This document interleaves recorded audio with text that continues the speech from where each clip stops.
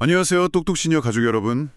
요즘 대만이나 태국 같은 뭐랄까 가까운 아시아 국가들 있잖아요. 거기서 코로나19 확진자가 다시 늘고 있다는 소식 아마 들으셨을 거예요. 팬데믹 때처럼 다시 크게 번지는 거 아닌가 좀 걱정되실 텐데요. 오늘 저희가 여러 자료들을 좀 모아봤습니다. 현재 상황이 어떤지 또 우리가 뭘 알아야 할지 좀 자세히 짚어볼게요. 특히 우리 시니어분들 고위험군은 어떻게 대비해야 하는지 같이 알아보시죠. 네, 안녕하세요.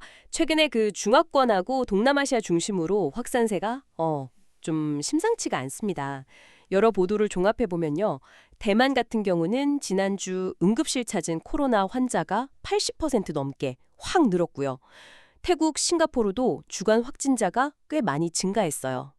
네. 홍콩은 또 확진율이 1년 만에 최고치라고 하고요. 특히 대만에서는 NB-1-812니 X22 하는 좀 새로운 변이가 유행 중이라고 합니다. 새로운 변이요. 그거 좀 신경 쓰이네요. 네, 이게 기존 면역을 좀 피할 수도 있다. 이런 얘기가 나오고 있어요. 예전에도 보면 주변 나라에서 유행하면 결국 우리나라도 영향받고 그랬잖아요. 맞습니다. 그 패턴이 있었죠. 이번에도 좀 안심하긴 이를 것 같고 특히 이제 곧 여름 휴가철이나 이동도 많아질 텐데요. 네, 그 점이 중요합니다. 과거 사례를 보면 해외 유행이 시차를 두고 국내로 이어지는 경우가 많았거든요. 이동량 늘어나는 시기니까 경계가 필요하다고 봅니다. 세계보건기구 WHO도 최근에 팬데믹 대비하자 이런 결의안을 채택하기도 했고요. 국제적으로도 다시 좀 조심하는 분위기예요. 그렇군요. 자, 그러면 지금 우리나라 상황은 어떤가요? 아직은 좀 조용한 편인가요? 다행히 아직까지는 국내에서 확산세가 막 뚜렷하게 나타나고 있진 않습니다. 질병관리청에서 표본 감시 결과를 발표하는데요. 그걸 보면 최근 입원 환자 수는 비교적 안정적으로 관리되는 것 같아요. 표본 감시요? 네, 작년부터 전수조사가 아니라 지정된 일부 병원만 조사하는 표본 감시로 바뀌었거든요. 울산 같은 경우는 울산대병원, 동광병원 포함해서 전국에 한 220여 곳 정도 되죠. 아하. 그럼 전체 상황을 다 보여주는 건 아닐 수도 있겠네요. 그렇죠. 통계에 안 잡히는 감염 사례가 있을 수 있다는 점은 좀 감안해야 합니다. 실제 유행 규모라 약간 차이가 있을 수 있다는 거죠. 네, 그 점은 알아둬야겠어요. 그러면 지금 맞는 백신 있잖아요. 그게 요즘 유행한다는 변이에도 효과가 있을까요? 또 예방접종 어떻게 해야 하나 궁금해하시는 분들 많으실 텐데요. 네, 지금 우리가 맞는 백신이 XBB 1.5 기반 백신, 보통 JN1 백신이라고 부르는데요. 이게 지금 유행하는 변이들에도 중증으로 가는 걸 막아주는 효과는 있을 걸로 기대하고 있습니다. 그리고 가장 중요한 소식이 65세 이상 어르신이나 면역 저하자 같은 고위험군 대상 무료 접종 기간이 연장됐어요. 정말요? 언제까지요? 네, 6월 30일까지입니다. 원래 끝났었는데 연장된 거예요. 그러니까 아직 접종 안 하셨으면 이번 기회에 꼭 맞으시는 게 좋겠습니다. 6월 30일까지 무료 접종 기간 연장. 이거 정말 중요한 정보네요. 그럼 어디로 가서 맞으면 되나요?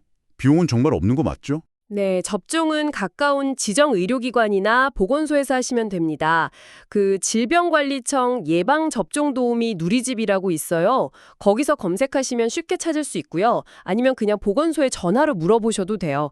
그리고 방문하기 전에는 꼭 전화로 백신 종류 있는지, 오늘 접종 가능한지 확인하시는 게 좋습니다. 네네. 미리 확인 전화. 비용은 고위험군 대상 국가지원 사업이라서 전액 무료 맞습니다. 알겠습니다. 그럼 만약에 기침이나 열 같은 증상이 있어요. 코로나19가 좀 의심될 때 검사 비용은 어떻게 되는 건가요? 검사 비용은요, 그 건강보험 심사평가원 고시에 기준이 딱 정해져 있는데요.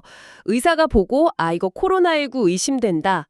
예를 들어 원인 모를 폐렴이라든지 아니면 해외 다녀온 지 14일 안에 증상이 나타났다거나 국내 집단 감염이랑 관련 있는데 증상이 있다거나 이런 기준에 해당하면요. 국적이나 체류 자격 상관없이 검사 비용은 무료입니다. 기준에 맞으면 무료군요. 네. 그러니까 증상이 있으시면 일단 1339 콜센터나 보건소에 먼저 전화해서 상담 받아보시는 게 제일 좋아요. 네. 검사도 중요하지만 사실 미리 예방하는 게 제일 좋잖아요. 그렇죠. 백신 맞는 거 외에 우리가 계속 좀 신경 써야 할 예방 수칙들 다시 한번 짚어주시죠. 네, 아주 기본적인 거지만 여전히 중요합니다. 손 자주 씻는 거 아주 꼼꼼하게요. 그리고 사람이 좀 많거나 환기가 잘 안 되는 실내 같은 데서는 마스크 착용을 고려하시는 게 좋고요.